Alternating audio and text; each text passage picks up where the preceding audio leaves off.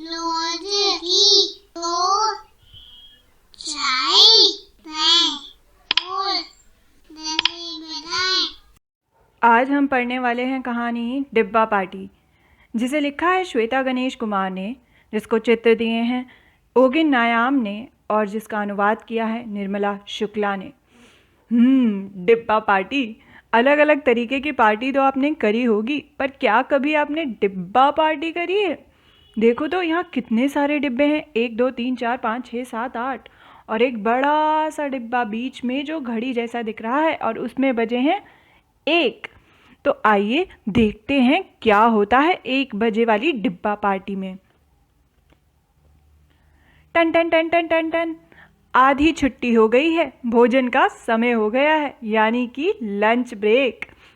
और समय हुआ है घड़ी में छोटी सुई 1 पर, बड़ी सुई 12 पर, यानी कि बजा है 1। तो 1 बजे हुआ है हमारा लंच ब्रेक।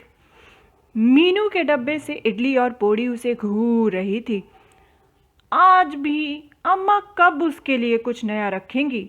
मीनू को खाने की छुट्टी बिल्कुल पसंद नहीं है, क्योंकि फिर से अम्मा ने उसे दे दिया है इडली और पोड़ी। मज़ेदार खुशबू दूसरी मेज़ों से उसकी मेज़ की तरफ उड़ी चली आ रही है। मीनू का पेट गुड़गुड़ाया और उसके मुंह में आया पानी। उसने अपना डिब्बा एक और सरका दिया। 3 लाइन पीछे कमलेश भी चिड़ी बैठी है। उसका खाना तो मज़ेदार लग रहा है, क्या उसे वह पसंद नहीं? वो क्यों चिड़ी है?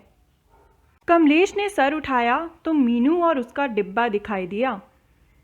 अम्मा ने आज फिर से मुझे इडली दी है। कमलेश ने अपना डिब्बा देखकर कंधे उचकाए। फिर ज्वार भाकरी और भाजी। मीनू का पेट गुड़गुड़ाया। गुड़ गुड़ गुड़ गुड़ गुड़। मैं इसे ज़रा चख लूँ? मीनू ने पूछा। कमलेश ने अपना डब्बा मीनू की तरफ सरकाया और मीनू का डब्बा ले लिया। कमलेश गपा गप इडली खा गई और मीनू ज्वार भाकरी पर टूट पड़ी। अगले दिन मीनू आधी छुट्टी का बेसब्री से इंतज़ार कर रही थी।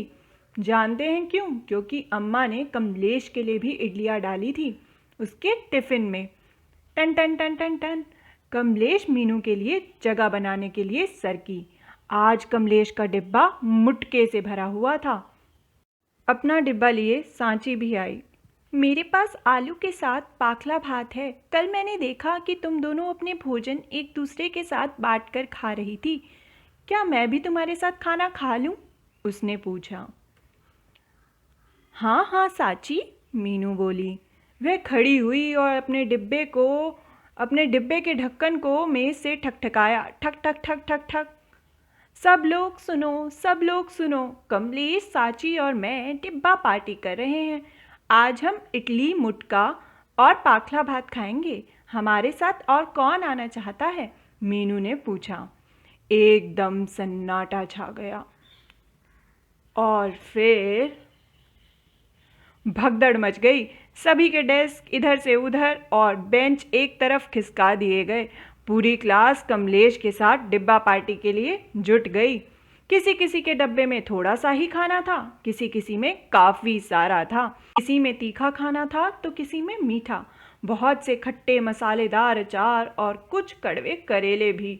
लेकिन कुल मिलाकर उस कमरे में मौजूद सभी भूखे पेटों को भरने के लिए काफ़ी था। अब मीनू को आधी छुट्टी बहुत पसंद है। जब रोज़ पार्टी हो रही हो तो भला पसंद कैसे ना हो। संतुला, तरवट भाजी, आलू पोहा, पराठा और अचार मीनू को अपनी डिब्बा मंडली मिल गई है। तो हमने देखा कहानी में इतनी सारी चीज़ें डिब्बा पार्टी में एक साथ खाई गई, जैसे कि इडली पिसे दाल और चावल का एक मिश्रण होता है, एक घोल होता है जिसे भाप से पकाकर खाया जाता है। ज्वार भाकरी, यह ज्वार के आटे और पानी से बनी रोटी होती है। पोड़ी, जो कि मीनू लाई थी। पोड़ी पिसे मसाले और थोड़ा सा नारियल या तिल का तेल मिलाकर बनती है। इसे इडली या डोसे के साथ खाया जाता है। मुटके, कमलेश की माँ हरी धनिया और ज्वार के आटे के बहुत ही अच्छे मुटके बनाती है। पाखला भात।